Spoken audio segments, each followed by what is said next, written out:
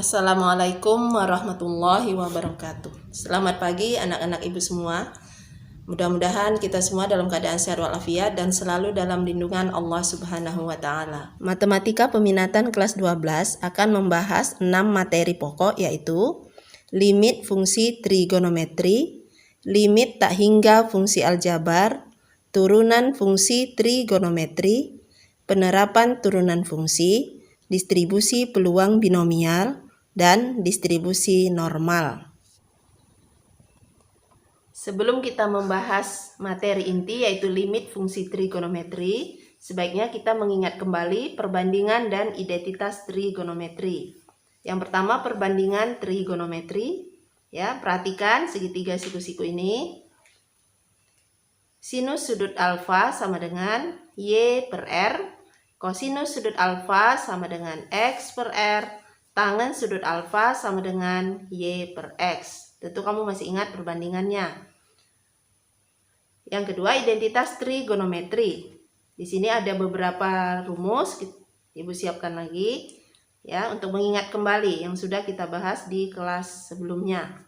Tangen alfa sama dengan sin alfa per cos alfa. Kemudian ada sin kuadrat alfa tambah cos kuadrat alfa sama dengan 1.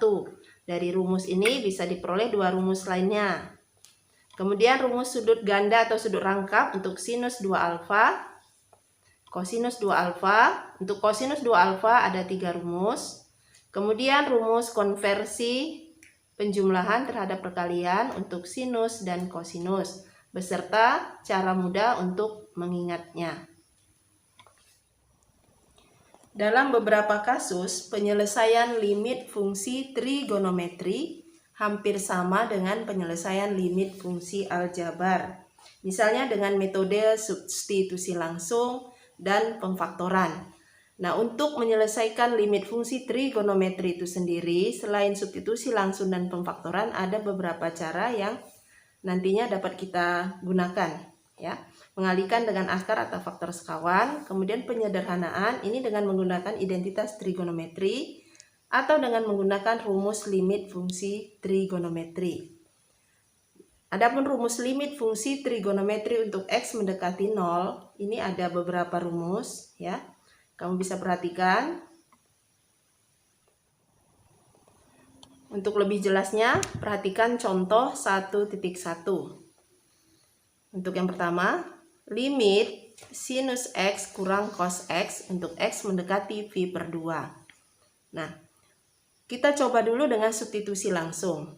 Ya, kita substitusi langsung. Nah, seandainya hasil dari substitusi langsung ini merupakan bentuk tak tentu, yaitu 0 per 0 atau tak hingga kurang tak hingga, maka kita akan melakukan atau menyelesaikan soal limit fungsi trigonometri tersebut dengan cara yang lainnya. Nah, kita coba untuk yang nomor 1 dengan substitusi langsung. Kita ulang soalnya, limit sinus X kurang cos X sama untuk X mendekati V per 2 sama dengan, langsung gantikan X dengan V per 2 menjadi sinus V per 2 kurang kosinus V per 2. Sinus V per 2 berarti sinus 90 derajat sama dengan 1, kosinus 90 derajat sama dengan 0. Maka hasilnya 1 kurang 0 sama dengan 1. Jadi hasilnya aman, bukan merupakan bentuk tak tentu. Maka nomor 1 itu bisa kita selesaikan dengan cara substitusi langsung saja. Untuk yang nomor 2, perhatikan limit dari kosinus 2x per kosinus x kurang sinus x untuk x mendekati V per 4. Kita coba dengan substitusi langsung, perhatikan.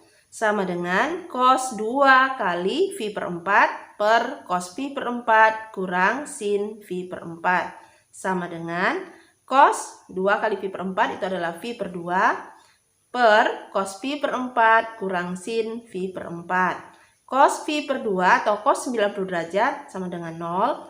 Cos 45 derajat setengah akar 2. Sin 45 derajat setengah akar 2. Hasilnya 0 per setengah akar 2 kurang setengah akar 2 sama dengan 0 per 0.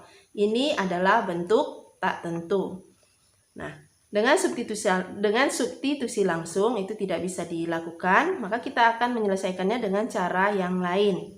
Nah, perhatikan cos 2x di sini adalah rumus sudut rangkap atau sudut ganda. Kemudian perhatikan juga penyebutnya cos x kurang sin x.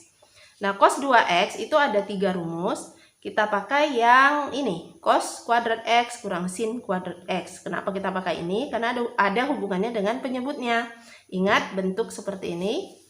A kuadrat kurang B kuadrat sama dengan A tambah B kali A kurang B. Maka cos kuadrat x kurang sin kuadrat x per cos x kurang sin x itu bisa kita ubah bentuknya untuk pembilangnya. Cos kuadrat x kurang sin kuadrat x menjadi cos x tambah sin x kali cos x kurang sin x per penyebutnya tetap cos x kurang sin x. Nah, di sini ada faktor yang sama, boleh langsung kita bagikan. Hasilnya 1 kali cos x tambah sin x, maka cos x tambah sin x untuk x mendekati V per 4. Limit cos x tambah sin x untuk x mendekati V per 4. Langsung kita substitusikan. Cos x menjadi cos V per 4 tambah sin V per 4. Cos V per 4 adalah cos 45 derajat setengah akar 2 tambah sin 45 derajat setengah akar 2. Setengah akar 2 tambah setengah akar 2 sama dengan akar 2. Untuk yang nomor 3, perhatikan limit 1 kurang kosinus 2x per x tangen x untuk x mendekati 0. Kita akan coba dengan substitusi langsung. Sama dengan 1 kurang cos 2 kali 0 per 0 kali tangen 0. Sama dengan 1 kurang cos 0 itu 1, tangen 0, 0 kali 0, 0. Hasilnya adalah 1 kurang 1 per 0 sama dengan 0 per 0. Ini adalah bentuk tak tentu. Nah, maka kita akan menyelesaikan dengan cara yang lainnya, yaitu dengan menggunakan identitas. Kosinus 2x kita akan ganti menjadi ini. Sama dengan limit dari 1 kurang 2 sin kuadrat x per x tangen x untuk x mendekati 0. Sama dengan limit 1 kurang 1 tambah 2 sin kuadrat x per x tangen x untuk x mendekati 0. Sama dengan, perhatikan 1 kurang 1, 0, maka yang tertinggal 2 sin kuadrat x per x tangen x. Sama dengan limit, 2-nya kita letakkan di depan, lalu sin kuadrat x kita pisahkan, sin x kali sin x, pasangkan sin x per x, sin x per tangen x.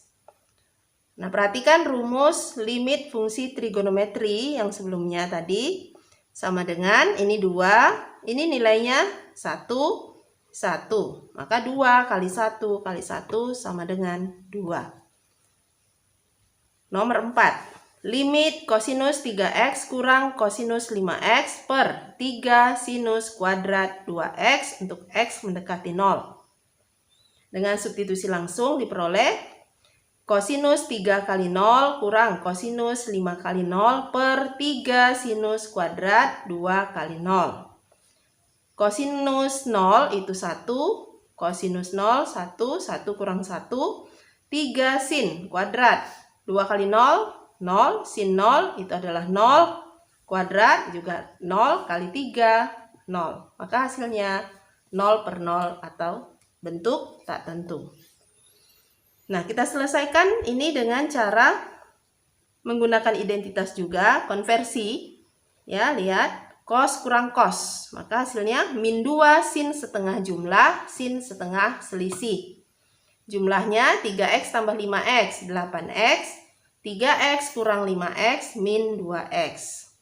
Ini kamu lihat di rumus konversi. Min 2 sin setengah 8x, sin setengah minus 2x per 3 sinus kuadrat 2x. Nah, perhatikan sin setengah dari 8x adalah sin 4x. Sin setengah dari negatif 2x adalah sin negatif x. Untuk sinus negatif itu hasilnya adalah negatif sinus X. Dikali negatif 2, maka hasilnya positif 2. 2 sinus 4X kali sinus X per 3 sinus. Kuadratnya, sinus kuadrat 2X kita pisahkan menjadi 3. Atau kita faktorkan 3 sinus 2X kali sinus 2X. Nah, kita letakkan di depan 2 per 3. Perhatikan sinus 4X, sinus X, lalu sinus 2X, sinus 2X. Nah, kita pasangkan sinus 4X per 4X. Perhatikan warna yang sama. Sinus X per X. Lalu 2X per sinus 2X. 2X per sinus 2X. Perhatikan di sini. 4X di sini pasangannya di bawah. Lalu 4X di bawah. Lalu pasangannya di atas. Supaya hasilnya 1. Ya, 4X per 4X 1. Kemudian X yang di bawah kita letakkan 1 lagi di atas supaya juga hasilnya 1. 2X di atas, pasangannya 2X di bawah. Ini. Nah, berdasarkan rumus limit fungsi trigonometri, hasilnya adalah ini 2 per 3. Ini hasilnya 1, 1, 1, 1. X-nya boleh kita bagikan langsung, maka hasilnya 4 per 4, yaitu 1. Kita kalikan semua, maka hasil terakhirnya adalah 2 per 3. Nah, dari contoh tadi kita bisa lihat, untuk contoh yang pertama, kita cukup menggunakan substitusi langsung.